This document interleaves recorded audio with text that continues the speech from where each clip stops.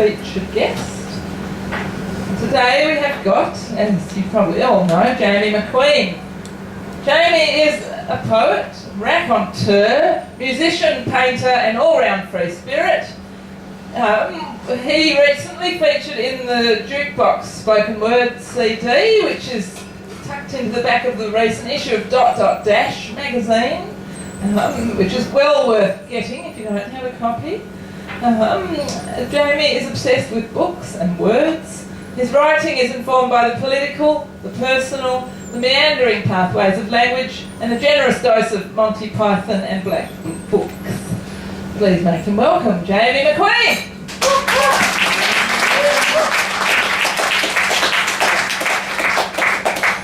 Thank you. Now you'll need to do a timekeeper's job on me. Got 10 minutes. I've got 10 minutes. I want to stand? No, I'll just hold it like this. So I'm going to give you an older one straight up. I was going to have a preamble, but I won't. This one's called Foregrounds. And I used to have this photograph, and this is what inspired. I had a photograph on my mantelpiece.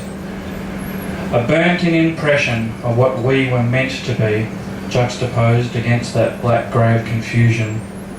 An image still so persistent that if the frame were removed, you would still be waiting for me. And the foreground content still protrudes above the confusing profusion of moments of glitter captured by me. And in an instant of spontaneity, I revealed your mood changing from love, and if not for that thought of mine, that moment would not be forever lost in the blur of background. And as if smiling into a mirror, your own smile greets mine, although slightly out of focus with my feelings. Thank you.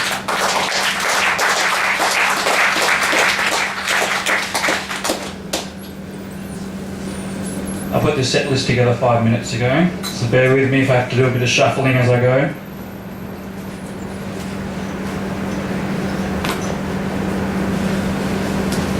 I'll go from an old one straight to a newer one. This is The Gravity of Wings. I have not been to the stratosphere, and I cannot ride the eddies. My freedom is not weightless, I am flightless. I am flightless below the canopies of clouds. I am away with words, grounded, these delible cacophonies, and you have a way with words, and you're in my mind, polishing the marble letters, hewn chunkily from the chasm of the quarry of your lines.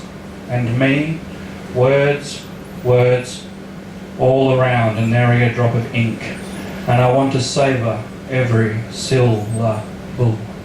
I want to I want to lick the pages clean, and if I had half of your wit, I'd be a half-wit. But then I could meld the confluence of thought and ink to flood across the paper, but tsunamis of thought freeze and melt and push against the damnable walls, and only droplets form and trickle free, inconsequential. This discontinuity of ideas is there, cleaving to the walls and eager to be cleaved away, paired, condensed with a hard edge, so I continue to clench, squeeze, expunge, but the wings of my freedom are heavier than the singularity, and the full gravity of flying is the one pulse of a plummet. I pretense, I tense, I hold, I release, I flush, it's published, and I wait for the echoing of the sound to fade to black, blunted and tired, wove, wafted and bare, so I spread my vastish span, and I feel the weight of those feathers, not for a nest, not for a quill, flightless, grounded. And these are the three truths. This is your truth, this is my truth, and the third truth is the actual truth, which is, I have not been to the stratosphere, it is the gravity of wings. Thank you.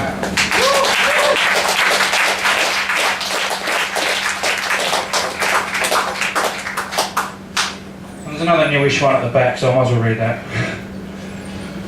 This is my architecture of felt, built up from a foundation of a catalogue of hurt. I have distressed timber floors. I have double glazed eyes. I have an exposed, beaming grimace. My hills hoisted with his own petard. Furnished.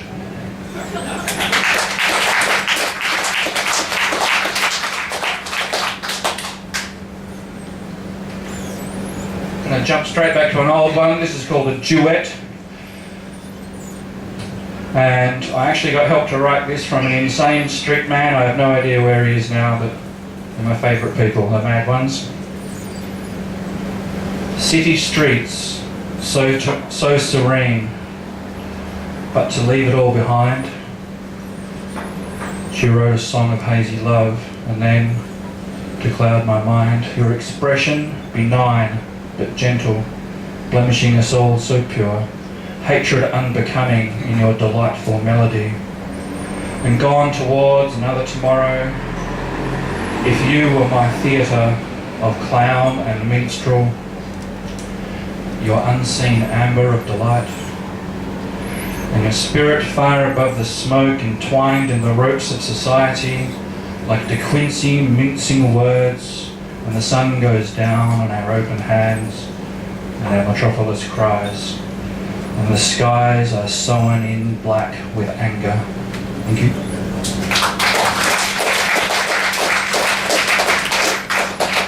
I'm trying to squeeze as many into my 10 minutes as I can. I don't have... Halfway through? Oh, I'm going to make great time. This is one of those, self-indulgent love poems you write when you're in the mood. I haven't done for a while, so it's a little bit old. I felt a bit classical when I wrote it, so there's a tone of that. We eached a sip, but from one cup, and velvet gloves caressed my heart, and I will confess I could not give up the pleasure of sharing one vessel. Where your lips touched, I did press mine, and to me it seemed that I kissed your sip, and I'll venture to opine that these were volleyed with honest eyes. Smiling your gentle quirk smirk of an angel, I inwards inclined to you, and then I to yearn. Enamoured, found, potioned, I will self to your spell of unequivocably, unintentional, natural serenity.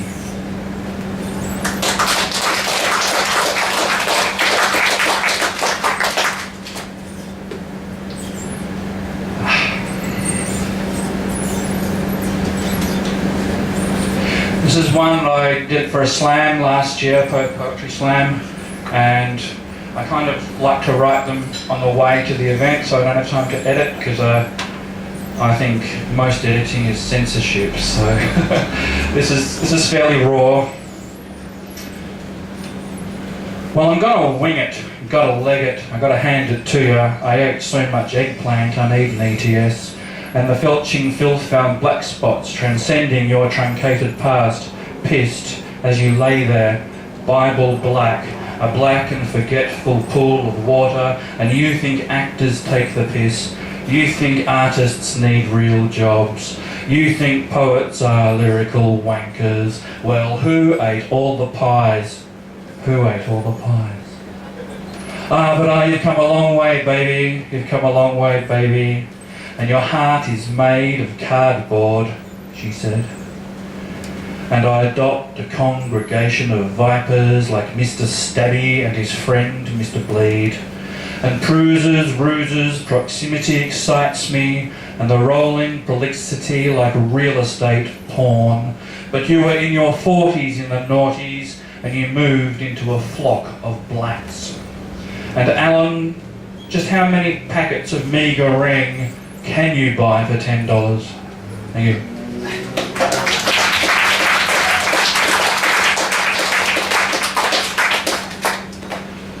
This is another one written at a venue on the night that I was meant to read it, and it's kind of inspired by the Perth Poetry Club. and it's in the voice box CD, and it's been edited, censored a few times. This is another version. It's called Bantam, Flotsam, Jetsam, the visible, the derisible, the critical snatches, and your swatches of pastiche. The wordmongers.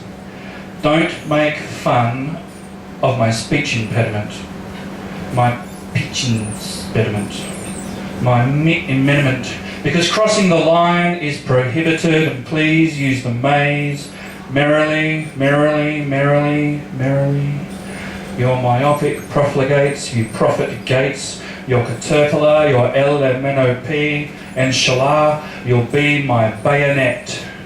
And you're doing your poem in binary code, a putrescent dystopian. I was your whore, your corporate soldier, and the shining pate of your well-polished ego, he said in his lysergic dyslexia, from the turbidity of his thought, time is an elephant.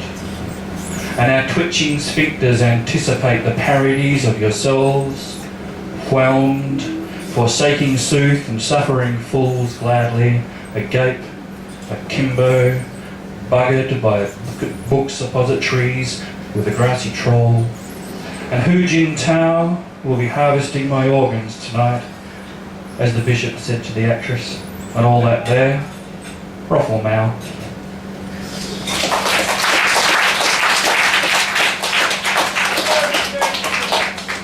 One left. One little one.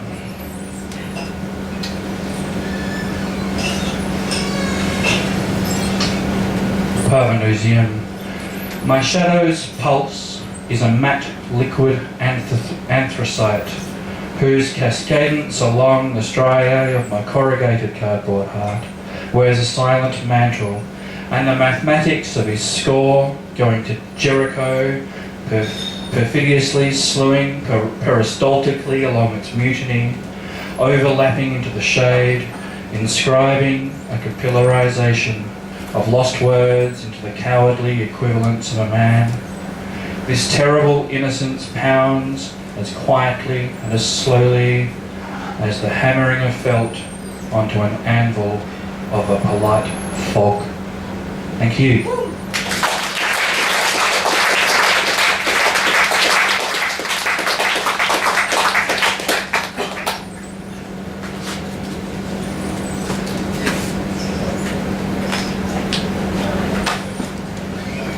That was Jamie MacQueen. Alright. Should do that more often, I reckon. That's pretty good, really. Thank you. Okay. Next up, we've got another person who can write pretty damn well, Joe Clark. Welcome.